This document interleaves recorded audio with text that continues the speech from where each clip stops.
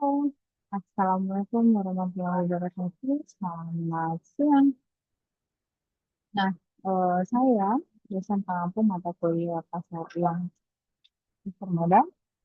Nama saya Wahyu Sari, izin informasi.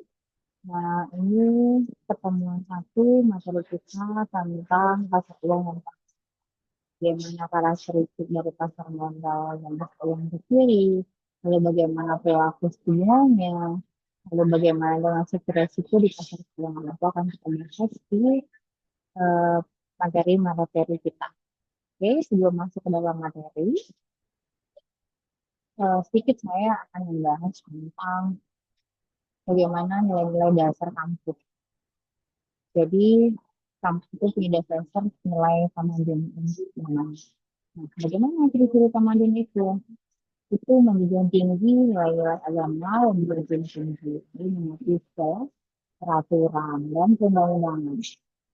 Lalu memiliki pemikiran yang berkemajuan, melestarikan bentuk-bentuk kesenian, bangunan yang berkarakter tinggi dan mampu bergaul dengan masyarakat.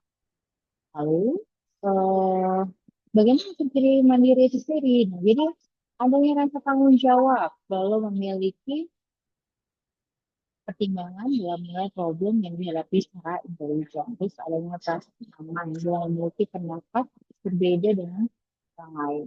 Kita ada sikap kreatif sehingga menghasilkan ide yang berguna bagi orang lain. Dan menunjukkan inisiatif dan perusahaan dan mengajak prestasi secara empati dan cara pertolongan pada orang lain. Terus menunjukkan rasa percaya diri dan menghargai waktu dan bertanggung jawab untuk mempunyai rasa ingin yang mencoba. Nah, bagaimana visi-visi Unpad? Nah, Unpad itu punya visi. Visinya itu adalah jadi perguruan tinggi yang berkelanjutan dalam mengembangkan impact yang bermanfaat bagi kemaslahatan umum. Bagaimana dengan misinya? Nah, misinya itu mengabdi sesuai dengan piagam Masjidin, mengabdi pada kepentingan bangsa, negara, nusa, dan bangsa. Juga dunia lalu mengembangkan impact berdasarkan Al-Quran dan hadis dalam kehidupan kehidupan bangsa dan menggali sumber-sumber ilmu yang ada dan juga impact dan impact. Lalu melaksanakan kehidupan. Penelitian dan pengabdian yang bermutu, yang punya daya saing secara nasional dan internasional. Lalu mendorong fungsi daripada perusahaan yang mewujudkan kebahagiaan kehidupan manusia dalam dimensi demokratis mengabdi pada Tuhan yang Maha Esa. Allah Subhanahu wa Ta'ala. Membesarkan sebenarnya alam yang punya kehidupan sosial dengan syariat. Visi misi Fakultas Social Science. Ekonomi bangunan itu bagian daripada Fakultas Social Science, jadi visi misinya itu menjadi fakultas yang terbuka dalam mengembangkan konsep pengetahuan berdasarkan daya rumput bidang ilmu sosial dan humaniora yang punya daya saing secara internasional dan bermanfaat secara untuk kemaslahatan umat. Lalu ada misi. Mengapa itu misinya? Melaksanakan dan meningkatkan kualitas mutu pendidikan, penelitian, dan pengabdian kepada masyarakat yang sesuai dengan rumpun bidang sosial dan humaniora yang berdaya saing internasional. Lalu melaksanakan dan meningkatkan pengembangan sumber daya manusia baik dosen, pegawai, memiliki kualifikasi akademik, sertifikasi kompetensi internasional, jabatan akademik, sertifikasi profesional, dan rekognisi tingkat internasional dengan bidang sosial dan humaniora. Untuk melaksanakan dan meningkatkan jumlah sarana dan prasarana sesuai dengan kebutuhan bidang kehidupan ilmu sosial dan humaniora yang berstandar internasional, lalu melaksanakan dan meningkatkan kerjasama secara nasional dan internasional sesuai dengan kebutuhan tentang ilmu sosial dan humaniora. Terus visi misi pengembangan apa?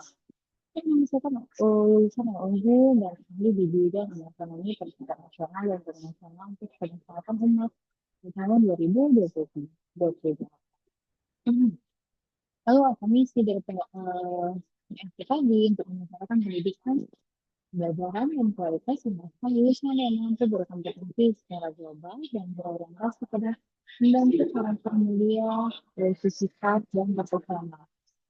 Menyelenggarakan pendidikan dan pengabdian kepada masyarakat menjadi pada pemanfaatan ilmu sains, teknologi, dan ekonomi dalam meningkatkan kualitas hidup dan kemanusiaan. Lalu menyelenggarakan tata kelola dalam studi yang baik dan bersih seperti wawasan lingkungan publik dan mampu menghadirkan kehidupan akademis yang penuh dengan nilai Samadin mandiri dengan mendayagunakan sumber daya yang ada secara optimal dan berkelanjutan.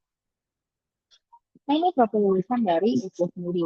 Sama, itu kan berdasarkan lulusan ahli semasa kami melalui prodi dan strategi yang menggunakan dan akademi yang biasa ada analis kebijakan publik itu untuk menjadi lulusan yang melaksanakan kajian pemikiran kebijakan atau research of policy, desain, eh, dan alternatif kebijakan berdasarkan research of policy. Terus ada analis kebudayaan syariah, di mana lulusan itu ahli dalam mengenai teknik kebudayaan berbasis syariah. Nah, di situ ada kontak perkuliahan kita, sidang penilaian. Terus ada tugas individual, presentasi kelompok, tugas studi kasus, ujian kelas semester, yaitu waktu 20%, masih 20%, 19%, 17%, itu 30%. Nah, pasal pembelajaran. Jadi di mata kuliah pasca penilaian, itu KPL-nya adalah memenuhi dan menjelaskan konsep dasar karakteristik serta fungsi pasar uang yang terkandung secara medis mengenai yang diperdagangkan di pasar uang dan pasar modal dan peranannya dalam sistem keuangan. Terus memahami perilaku kelima dan faktor-faktor yang mempengaruhi dalam konteks kebijakan moneter. Terus mengidentifikasi di mana sebagai jenis resiko yang ada di pasar keuangan. Cara mitigasinya mengaplikasikan teori dan analisis terhadap proses semua di pasar uang dan pasar modal di Indonesia maupun global. Ini referensi buku saya itu punya Samsul, manajemen portfolio, ada Putra, buku perbankan seperti sumber keuangan, terus kemudian pengetahuan pasar dan modal, ada Bank Indonesia. Itu kita pernah melakukan stabilitas sistem keuangan. Kenapa keuangan itu masuk ke dalam materi stabilitas sistem keuangan. Nah, bagaimana karakteristik dari perkasa uang modal pihak semua risiko di pasar keuangan? Nah, kali ini langsung masuk ke dalam pertemuan materi kita ini. Jadi, bagaimana di sini tuh memahami dinamika pasar keuangan di Indonesia untuk keputusan investasi yang lebih cerdas dan strategis. Nah, di sini ada karakteristik pasar uang dan pasar modal. Jadi, ada dua pilar sistem keuangan di Indonesia yang memiliki peran berbeda namun saling melengkapi dan ekosistem investasi. Terus di sini ada pasar uang definisi dan karakteristik utama. Di sini ada pasar uang itu merupakan instrumen keuangan jangka pendek dengan jatuh tempo kurang dari tahun. Nah, biasanya pasar ini jadi tempat pertemuan antara pihak yang memiliki kelebihan dana jangka pendek dan pihak yang membutuhkan dana untuk kebutuhan jangka pendek itu juga. Nah, karakteristiknya pada pasar uang itu likuiditas yang sangat tinggi, tingginya tingkat resiko yang relatif rendah dan imbalan hasil yang cenderung stabil. Nah, ini merupakan pasar keuangan yang jadi pilihan atau ideal untuk pengelolaan kas jangka pendek yang jauh stabilitas nilai terkaya. Ini ada sertifikat SBI, namanya sertifikat Bank Indonesia, itu instrumen utama kebijakan moneter untuk menyerap likuiditas. Itu ada deposito dan komersial paper ini juga simpanan berjangka dan surat utang jangka pendek berkorporasi. Terus ada treasury bill, itu merupakan surat utang negara jangka pendek dengan resiko minimal. Jadi sini ada transaksi UTC, pasar uang berperan secara over the counter tanpa lokasi fisik tetap dan memungkinkan fleksibilitas dan efisiensi dalam transaksi antar lembaga keuangan. Lalu ada pasar modal di sini definisinya dan karakteristik utama. Jadi pasar modal ini adalah instrumen keuangan yang jangka panjang. Jadi kalau pasar keuangan itu jangka pendek, kalau pasar modal itu jangka panjang. Dengan jatuh tempo yang lebih daripada 1 tahun. Berbeda dengan si pasar uang tadi. Pasar modal ini punya kesempatan bagi investor untuk memperoleh keuntungan lebih besar. Dan punya resiko yang lebih tinggi juga. Nah, sini pasar modal itu di Indonesia itu diatur dan diawasi oleh OJK. Kualitas biasa keuangan. itu dibawa dari Kemenkeu ke Kementerian Keuangan yang sangat terorganisir melalui DEI, Bursa Efek Indonesia. Struktur yang berorganisasi ini memberikan transparansi dan perlindungan bagi investor. Nah, itu ada saham, ada obligasi, ada reksadana, atau ETF, ada derivatif. Nah, tadi diberikan perusahaan dan potensi dividen dan capital gain. Terus ada surat utang dan kupon tetap dan risiko lebih rendah dari saham. Ada investasi kolektif dengan diversifikasi otomatis. Lalu ada kontrak turunan untuk hedging dan spekulasi. Nah, perbedaan kunci dari pasar keuangan dan modal. Memahami perbedaan fundamental antara kedua pasar ini sangat penting untuk menentukan stabilitas investasi sesuai dengan profil risiko dan tujuan keuangan. Pertama itu ada jangka waktu instrumen. Dua ada tujuan investasi. Terus ada likuiditasnya, apakah ada berprestasi. Kalau dari segi jangka waktu instrumen ya, kalau pasar uang itu fokus pada instrumen yang jatuh tempo kurang dari 1 tahun. Itu untuk kebijakan jangka pendek. Nah, tapi kalau pasar modal itu menawarkan instrumen dengan jatuh tempo lebih daripada 1 tahun. Ideal untuk investasi jangka panjang dan membentuk pertumbuhan. Kalau yang investasinya pasar uang itu untuk menjaga dan mempertahankan nilai kekayaan dan resiko minimum. Tapi kalau pasar modal itu untuk menambah dan mengembangkan kekayaan lalu pertumbuhan nilai investasi atau growth oriented. Nah, terus tingkat likuiditas. Instrumen pasar uang itu memiliki likuiditas sangat tinggi dan mudah dicairkan tanpa kehilangan nilai signifikan. Instrumen pasar modal itu memerlukan waktu lebih lama untuk mencairkan dan bisa mengalami fluktuasi harga saat dijual. Tapi kalau pasar uang itu dia diawasi oleh Bank Indonesia atau sebagai otoritas moneternya. Nah, kalau pasar modal tadi diawasi oleh digital, terus jasa keuangan di bawah dari Kemenkeu untuk melindungi daripada investor dan menjaga stabilitas pasar. Yang kedua itu sekarang yang berlaku suku bunga di pasar keuangan. Nah, bagaimana suku bunga itu merupakan variabel kunci yang menggerakkan daripada dinamika pasar keuangan. Itu mempengaruhi keputusan investasi dan menentukan alokasi modal di antara berbagai instrumen keuangan. Nah, salah satunya apa? Suku bunga itu. Suku bunga adalah harga daripada pengguna uang sebagai pembiaya pinjaman dari dana pinjaman investasi bagi pemberi pinjaman. Dalam konteks pada keuangan di Indonesia ini sebenarnya menjadi instrumen yang vital untuk mempengaruhi daripada seluruh ekosistem investasi dan pembiayaan. Bagaimana Bank Indonesia sebagai bank sentral tadi itu untuk menggunakan BI rate sebagai suku bunga acuan dan kebijakan moneter. Nah, terus perubahan BI rate itu menciptakan efek berantai dari tingkat bunga deposito yield sertifikat Bank Indonesia dan imbal hasil obligasi pemerintah.